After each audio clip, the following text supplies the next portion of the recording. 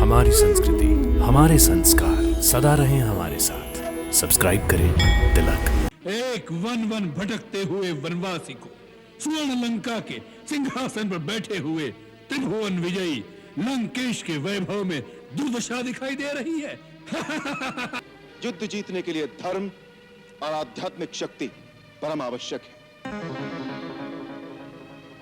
तुमने लक्ष्मण से कहा था कि तुम्हारे यहां कोई नीति, कोई धर्म नहीं होता। हमारे यहां युद्ध का भी धर्म होता है। हम शस्त्रहीन और निहत्थे शत्रु पर कभी वार नहीं करते। यह है रघुवंशियों की वीरता। लंका नरेश, तुम इस समय शस्त्रहीन, सुरक्षाहीन और अपमानित अवस्था में केवल शत्रु की दया के कारण जीवित हो। इसी का नाम है दुर्दशा। कितने दुख की बात है कि ऐसी शक्ति का प्रयोग तुमने अधर्म के कार्यों में किया और इस दुर्दशा को पहुंच गए। दुर्दशा? किसकी दुर्दशा? हमारी या तुम्हारी? तुम्हारी।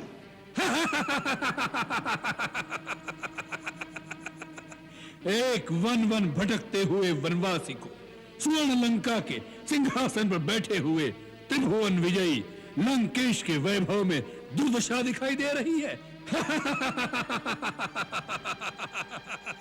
राम, तुम अपनी वाक पटुता के जादू से इन अज्ञानी वानरों को भरमा सकते हो, रावण को नहीं। भक्त और ज्ञानी में यही अंतर होता है। भक्त अनपढ़ हो, मूर्ख हो, परंतु हृदय का सच्चा और मन का सरल होता है।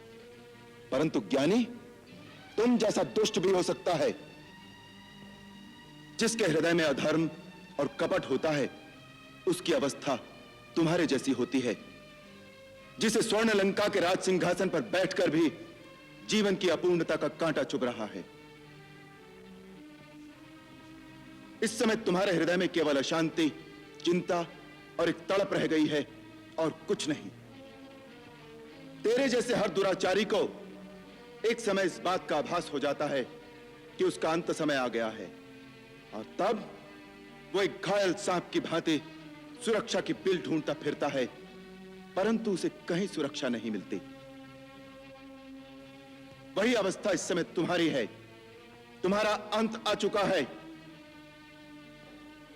तुम्हारे पाप कर्मों के विष ने तुम्हारे मन की शांति को जला दिया है, और तुम उस अशांति की तड़प, पाप के विषैले कांटे की चुभन को छुपाने के लिए ऊंची आवाज में बड़ी बड़ी डींगे मार रहे हो, जिन्हें तुम्हारा अपना मन भी नहीं मानता।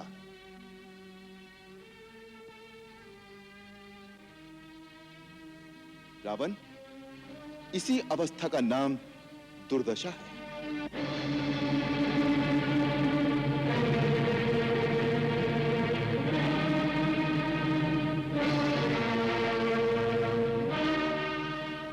राम, सुना था कि रघुवंशी बड़े वीर होते हैं, परंतु तुम्हें देखकर वह धारणा दूर हो गई।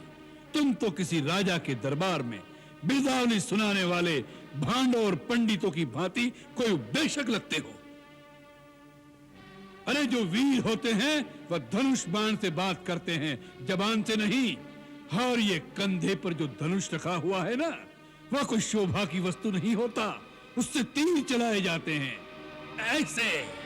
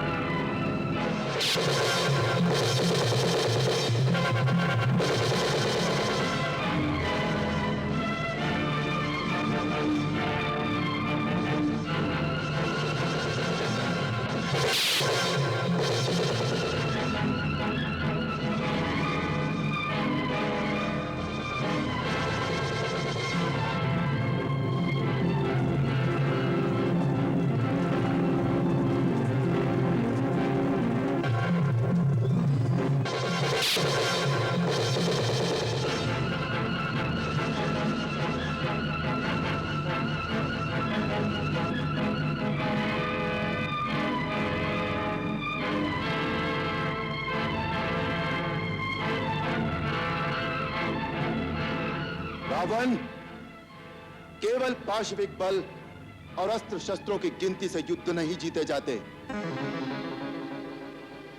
युद्ध जीतने के लिए धर्म और आध्यात्मिक शक्ति परम आवश्यक है। तुमने लक्ष्मण से कहा था कि तुम्हारे यहां कोई नीति, कोई धर्म नहीं होता। हमारे यहां युद्ध का भी धर्म होता है। हम शस्त्रहीन और निहत्थे शत्रु पर कभी वार नहीं करते। यह है रघुवंशियों की वीरता।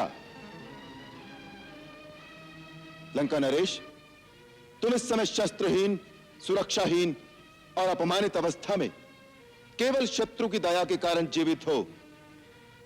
इसी का नाम है दुर्दशा। किया नहीं दस शीश को, केवल शस्त्र विहीन, आन बान अभिमान सब लिए राम ने छीन। अब जाओ, कल फिर शस्त्र लेकर आना।